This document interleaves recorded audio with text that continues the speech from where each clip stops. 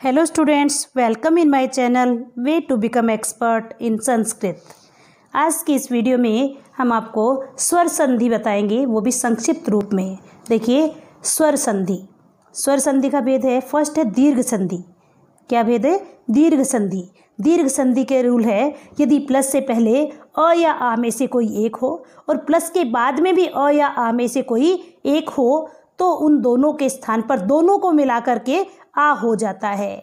जैसे विद्या प्लस आलय क्या बन जाएगा? विद्यालय।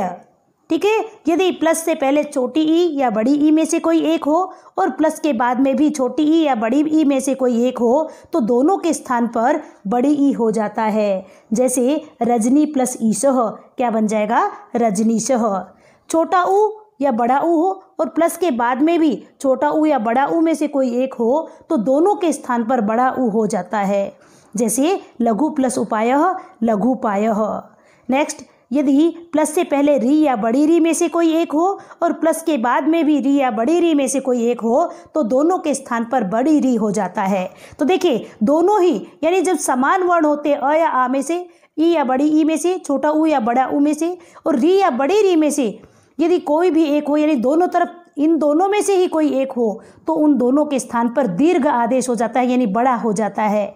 ठीक है। तो देखिए, जब ये समस्त पद बनेंगे तब हम देखेंगे कि बीच वाले में जहाँ पर हमारा संधि विच्छेद हुआ विद्या प्लस आलय, वहाँ पर बड़ा है द्या।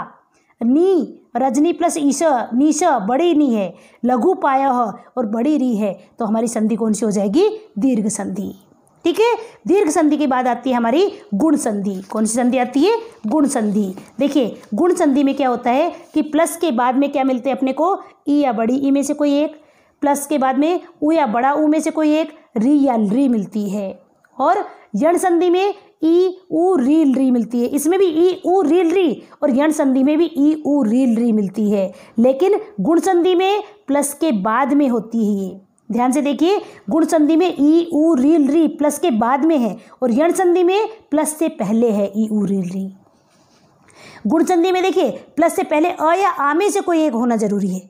अ या आ में से कोई भी स्वर एक हो सकता है, या अ भी हो सकता है और आ भी हो सकता है। लेकिन यण संधि में ई ऊ रील री इनका असमान स्वर, यानी इनको ई के साथ ई को छोड़ करके कोई स्वर हो सकता है, ऊ के साथ ऊ को छोड़ करके कोई स्वर हो सकता है, री के साथ री को छोड़ करके कोई स्वर हो सकता है और री के साथ री को छोड़ करके कोई स्वर हो सकता है। यानी यदि ई ऊ रील री उससे पहले क्या हो, अ या आ में से कोई एक हो तो देखिए इन दोनों को मिला करके ए हो जाता है।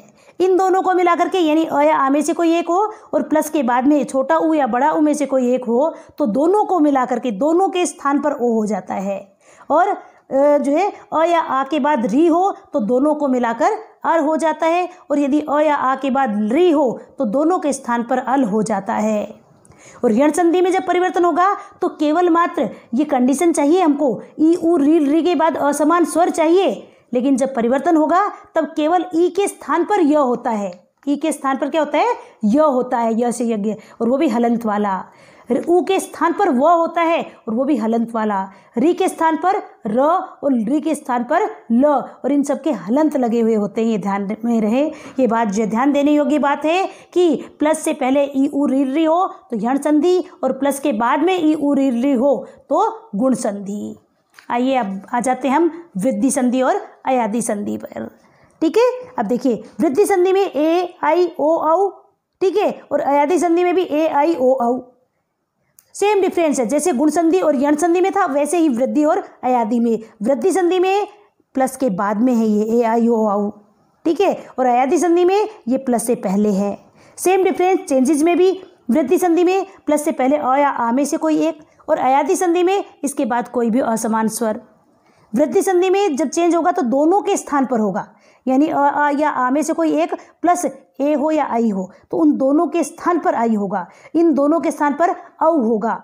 यानी जब प्लस से पहले जब अ या आ में से कोई एक हो और प्लस के बाद ओ या औ में से कोई एक हो, यानी ओ भी हो सकता है और औ भी हो सकता है, तो दोनों के स्थान पर क्या हो जाएगा? औ हो जाएगा।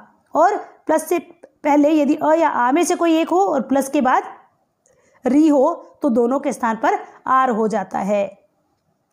अयादी संधि में ए आई ओ औ इनके बाद यदि कोई असमान स्वर है तो ए के स्थान पर, ये ध्यान रहे, केवल मात्र ए के स्थान पर ये असमान स्वर मिलना चाहिए, लेकिन इसमें परिवर्तन नहीं होगा। केवल ए के स्थान पर आए, आई के स्थान पर आए, ओ के स्थान पर औ और औ के स्थान पर आव आदेश होता है। पूर्व रूप संधि में यदि जो है प्लस से पहले क्या हो, ए या ओ में से कोई एक हो और प्लस के बाद में अ हो, तो देखिए ये ऐसे कैसे रह जाता है, ए है तो ए का ए ही रह जाएगा, ओ है तो ओ का ओ ही रह जाएगा, बस केवल मात्र इस अ के स्थान पर अवग्रह हो जाएगा। और पूर्व रूप संधि की पहचान है कि यहाँ पर बीच में यानी समस्त पद दिया है, संधि युक्त पद दिया है, तो यहाँ पर बीच में ये एस वाला अ मिलेगा, अवग्रह, जिसको क्या बोलते हैं, अवग्रह, ये अवग्रह मिलेगा। और पररूप संधि में प्लस के बाद में यदि ए या ओ हो, यदि प्लस के बाद में ए या ओ हो और उससे पहले क्या हो, अकारांत उपसर्ग हो, प्लस से पहले अकारांत उपसर्ग और उसके बाद में यदि ए या ओ हो, तो जो है इस अकारांत जो उपसर्ग है उसका अंतिम अ का तो लोप हो जाता है और वो ए या ओ उसमें मिल जाता है। ठीक है, जैसे प्र प्लस एजते, इधर देखिए, या उप प्लस औषधि देख लीजिए, उप प्लस औषधि। अब यहाँ पर इस प के अ का तो लोप हो जाएगा और लोप होते ही प हलंत वाला बच जाएगा और ये ओ इसमें मिल जाएगा, तो प में ओ मिलेगा तो क्या बन जाएगा, पो, और बाकी ऐसे कैसे रहेगा, उ पो श ती, क्या बन जाएगा, ये उपोषति। ठीक है, ये इसकी पहचान है। देखिए ये थी हमारी स्वर संधि संक्षिप्त में। ठीक है, केवल देखिए यदि शब्दों के बीच में यानी बड़ा आ, बड़ी ई, बड़ा उ, बड़ी री हो तो दीर्घ संधि। ठीक है, और यदि जो है या प्लस के बाद में छोटी ई, उ, री या री में से कोई एक हो तो उनके स्थान पर जो है ए, ओ, अर और अल हो जाता है। और गुण संधि की पहचान है एक मात्रा, क्या है, एक मात्रा। ठीक है, और यण संधि, देखिए यण संधि की पहचान क्या है, यण संधि में यदि य, व, र और ल इनसे पहले आधा व्यंजन मिले, क्या मिल जाए, आधा व्यंजन, आधा व्यंजन यानी स्वर रहित व्यंजन मिल जाए तो हमारी यण संधि होती है। जैसे इत्यादि, देखिए ये शब्द इत्यादि, इसमें संधि होती है इति प्लस आदि। य से पहले क्या है, ये तो आधा है यानी स्वर रहित है, तो यहाँ पर कौन सी संधि होगी, यण संधि। ठीक है, वैसे ही व से पहले यदि आधा व्यंजन हो, र से पहले आधा व्यंजन हो या ल से पहले आधा व्यंजन हो तो यण संधि होती है। वृद्धि संधि की पहचान है डबल मात्रा। वृद्धि संधि की पहचान क्या है, डबल मात्रा, चाहे वो आई की हो चाहे वो आव की हो। ठीक है, अयादी संधि में आपको अय, आय, औ और आव का साउंड मिलेगा। पूर्व रूप संधि में आपको ये अवग्रह मिलेगा, अवग्रह वाला। ठीक है, और उपोष यानी पररूप संधि जो है, पररूप संधि में क्या होता है, अकारांत उपसर्ग मिलता है आपको, क्या मिलता है, अकारांत उपसर्ग। ठीक है, इस प्रकार से ये पररूप संधि होती है। ये थी हमारी शॉर्ट ट्रिक के साथ जो है, छोटे छोटे जो है नियमों के साथ इनकी पहचान करना और स्वर संधि को कैसे समझते हैं। ठीक है, यदि इस संधि को आपको विस्तार से समझना है तो इसके लिए मेरी जो है संधि भाग 1, 2, 3, 4 उनको जो है सबको देखिए, तो क्योंकि उसमें मैंने उदाहरण के साथ साथ जो है भिन्न भिन्न प्रकार से इन सभी नियमों को अलग अलग बता करके इनके एग्जाम्पल जो है वो सोल्व किए हैं। ठीक है, इस वीडियो को देखने के लिए आपका बहुत बहुत धन्यवाद। यदि आपको वीडियो पसंद आई हो तो चैनल को सब्सक्राइब जरूर करें, लाइक करें, शेयर करें। वीडियो देखने के लिए आपका बहुत बहुत धन्यवाद।